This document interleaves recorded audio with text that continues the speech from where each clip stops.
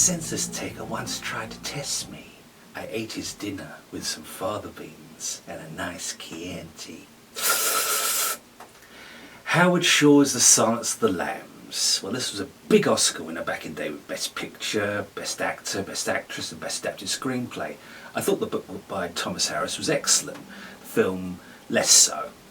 But anyway, we're here to discuss the worst film scores of the 20th century, beginning with the 90s.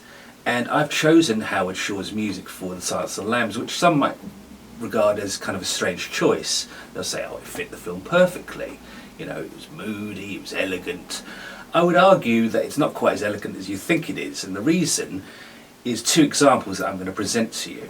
The first being Bernard Herrmann's Cape Fear, and the other, Ennio Morricone's Rampage. Now the latter is the one that really shames Howard Shore's work on The Silence of the Lambs.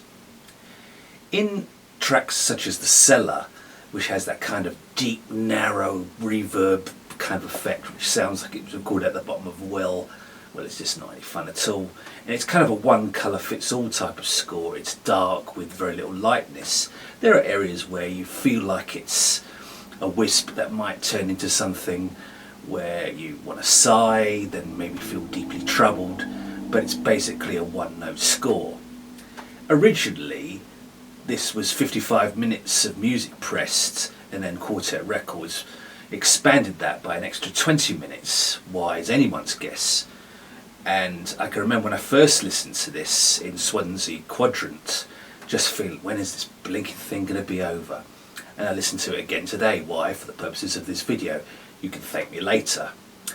But as I say, it just is so, well, I used to help out in a charity shop, and I would sometimes play some of my film soundtracks in there, and invariably the responses I got were, that music sounds dodgy, dramatic and depressing, and that can be applied to this score as well.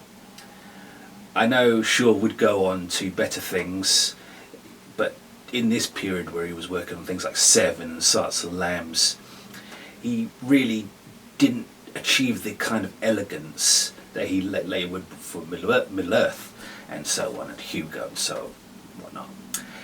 And so this was my pick, and I know people out there like the music, they like the film.